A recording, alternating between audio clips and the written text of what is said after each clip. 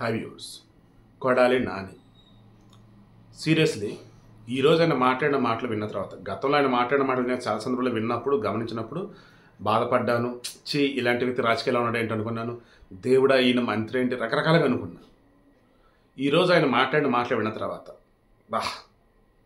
ఇంత అజ్ఞాని రాజకీయాల్లో ఉన్నాడా? దేవుడా, బేసిక్స్ తెలియనటువంటి వ్యక్తి మన మంత్రిగా చేశాడా? అసలు ఇతని గుడివాడ ప్రజలు ఎలా ఎమ్మెల్యే గెలిపిస్తున్నారు? అండ్ వైసీపీలో సాధారణ కార్యకర్తలు పేటీఎం బ్యాచ్ ఏదైనా పోస్టులు పెట్టేదని వీడియోలు పెడితే ఏదైనా అనుకున్నాను. వాళ్ళని మించి ఇతను ఉన్నాడేంటి? వైసీపీకి నిజంగా ఇలాంటి వాళ్ళే బ్యాక్ బోన్, ఇలాంటి వాళ్ళే వెన్నెముక, ఇలాంటి వాళ్ళు వెన్నెముక ఉండి ఆ పార్టీ ఉంది అంటే జుగుప్స కలుగుతుంది, యావగింపు వస్తుంది.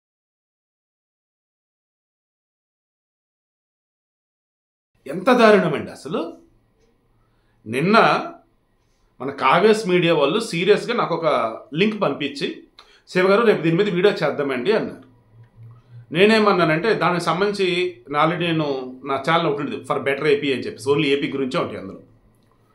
సో ఆ ఛానల్లో నేను ఆల్రెడీ పెట్టానండి.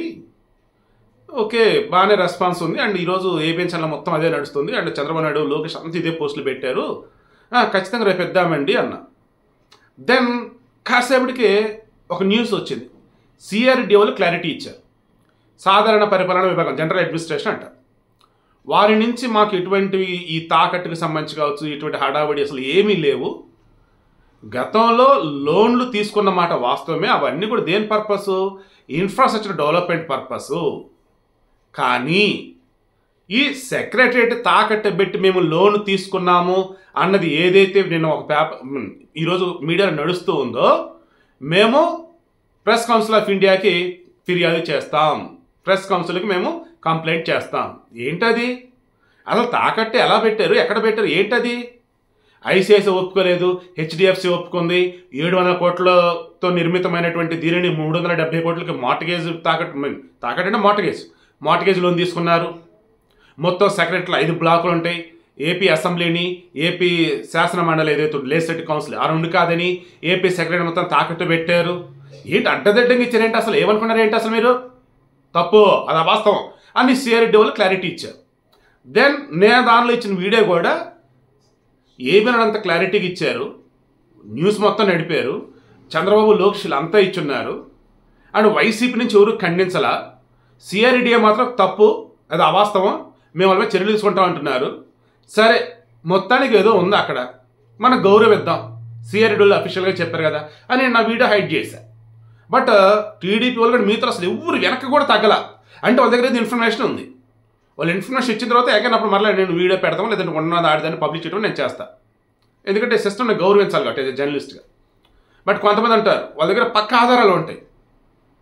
అలాంటప్పుడు సందర్భం చూడు, వాళ్ళే బయట పెడదాము ఆధారాలని, ఈలోపు వీడియోలు అలా ఉంచుతాం, పత్రికలో ఉన్నదే మేము అసలు ఖండించమన్నట్టుగా అలాగే ఉంచేస్తుంటాం.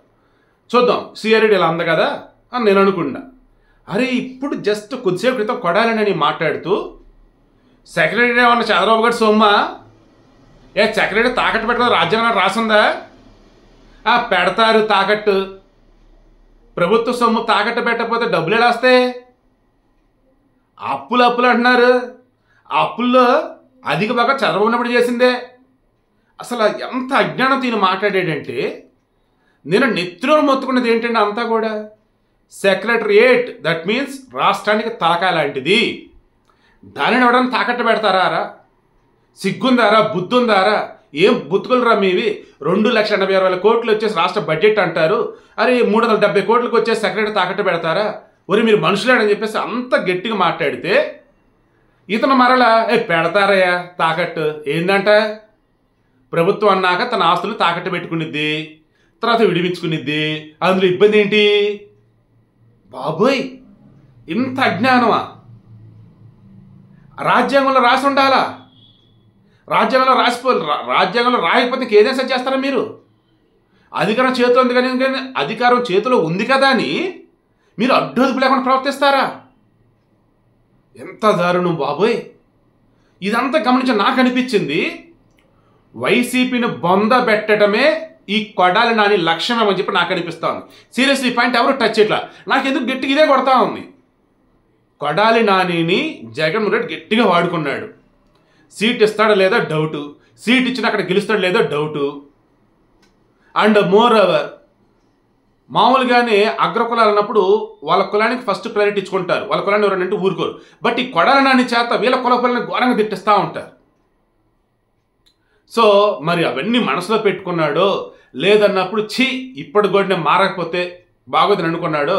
నా చేత ఇన్ని చేపించారు కదా వీళ్ళని నేను బొంద పెడతాను, బట్ వీళ్ళకి తెలియకుండానే, అంటే వీళ్ళకి ఫేవర్గా ఉన్నట్టు ఉంటా, కానీ జనానికి ఈ వైసీపీ అన్నా జగన్మోహన్ రెడ్డి పరిపాలన అన్నా అనిపించాలని నేను చేస్తా అని లోపల ఏమన్నా కంకణం కట్టుకున్నాడో ఆయన ప్రతిజ్ఞ చేస్తాడు నాకు తెలియదు. కానీ ఈరోజు ఆయన మాట్లాడిన మాటలు గమనించిన ఎవరైనా సరే వామ్మో ఇంత అజ్ఞానంతో ఉన్నారు, ఇంత దారుణంగా ఉన్నారు, అసలు వీళ్ళు రాజకీయాలకు పనికొస్తారా, అసలు వీళ్ళు ఎన్నికల్లో మరలా గెలిస్తే ఇక రాష్ట్రంలో ఉన్నటువంటి అన్నిని కూడా అమ్మేస్తారు, ఇక మనుషులు తాకట్టు పెడతాం మీ బ్యాలెన్స్ ఏమో అని ఈరోజు అంతా అనుకుంటారు.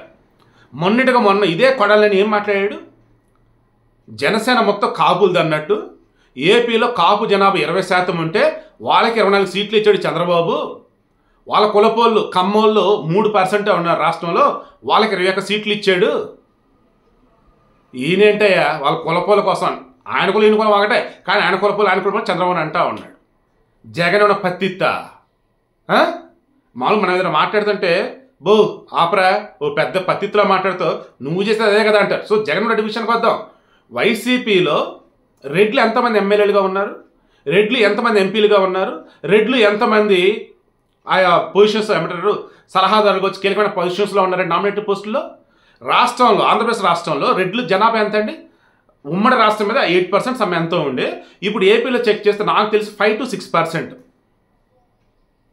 5 to 6% ఉన్నటువంటి రెడ్డి సామాజిక వర్గానికి సంబంధించి జగన్మోహన్ రెడ్డి గారు ఇచ్చిన తాంబూలం ఏంటంటే అగ్ర తాంబూలం. అది కూడా ఏ రకంగా, వైసీపీ అంటే రెడ్ల పార్టీ అనేలాగా.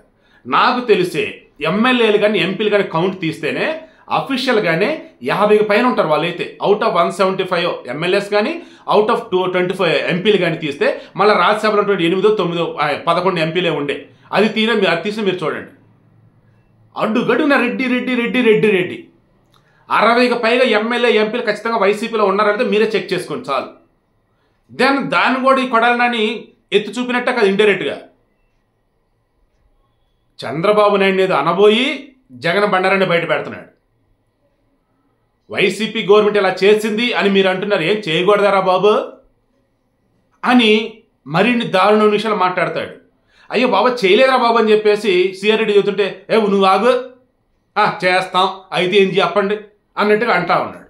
ఇటువంటి మనిషి, నేను మరలా చెప్తాను, ఇటువంటి మనిషి లోపల ఎంత గట్టిగా అనుకున్నాడో లేదో ఒకసారి మీరు ఆలోచించండి. ఐఎమ్ షూర్ వైసీపీకి కానీ జగన్కి కానీ అతి పెద్ద బ్యారియర్ మైనస్ ఏదైనా ఉంది అంటే అది కొడాలి నాని, అందులో నో డౌట్.